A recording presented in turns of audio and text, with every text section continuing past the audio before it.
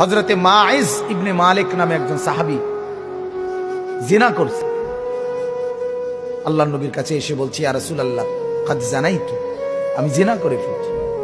আল্লাহর নবী ফালতাফাতা, অন্যদিকে চেহারা ফিরাই দিয়েছেন। আবার তিনি বললেন ওইদিকে ফিরে গিয়ে, ইয়া রাসূলুল্লাহ আমি জিনা করেছি।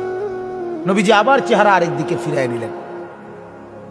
উনি আবার বললেন, ইয়া রাসূলুল্লাহ আমি জিনা করে ফেলেছি, আমাকে শাস্তি দেন, আমার উপরে হদ শরীয়তের বিধান কায়েম করেন, আমার আখিরাত পরিষ্কার করে দেন, আমার আখিরাত বরবাদ হয়ে যাবে নাই তো। আমি এখন ফয়সালা বিচার মানতে রাজি, আমার রায় এখন করে দেন। আল্লাহর নবী সাল্লাল্লাহু আলাইহি সাল্লাম তিনবারের পরে সাহাবীদেরকে বললেন, খোঁজ নাও সত্যি কিনা। খোঁজ নিয়ে দেখছে সত্যি ঘটনা। আল্লাহর নবী সাল্লাল্লাহু আলাইহি সাল্লাম বলছেন, গর্ত খনন করো। গর্ত খনন করছে। ওই সাহাবীকে গর্তের মাঝখানে কোমর পর্যন্ত দাঁড় করাইয়া বাকি সাহাবীদেরকে বলছে তাকে পাথর মেরে হত্যা করো।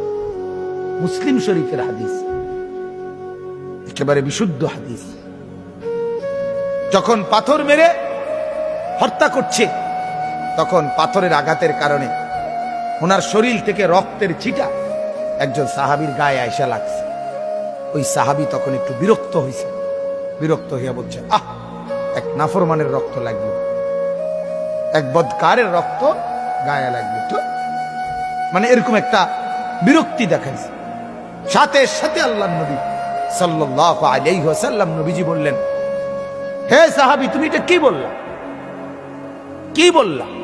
আমার এই মায়েজ গোটা পৃথিবী যা জানতো না, নিজের অপরাধ নিজে স্বীকার করে, নিজের শাস্তি নিজে গ্রহণ করে তওবা করছে। এটাই তো তার শ্রেষ্ঠতম তওবা। আখিরাতের ভয়ে নিজেকে শাস্তির সামনে পেশ করে দিছে।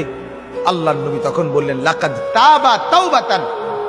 আরে সাহাবীরা শোনো, আমার এই সাহাবী এই মুহূর্তে এমন তওবা করছে, এটা তার এমন তওবা, লাউ কুসিমাত জামিউল আরদি লা ওয়াসাত।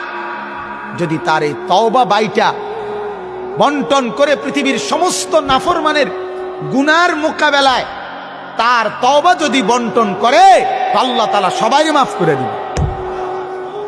তার তওবা এত ভারী, কারণ সে তো নিজের অপরাধ নিজে কি করছে, স্বীকার করে নিছে।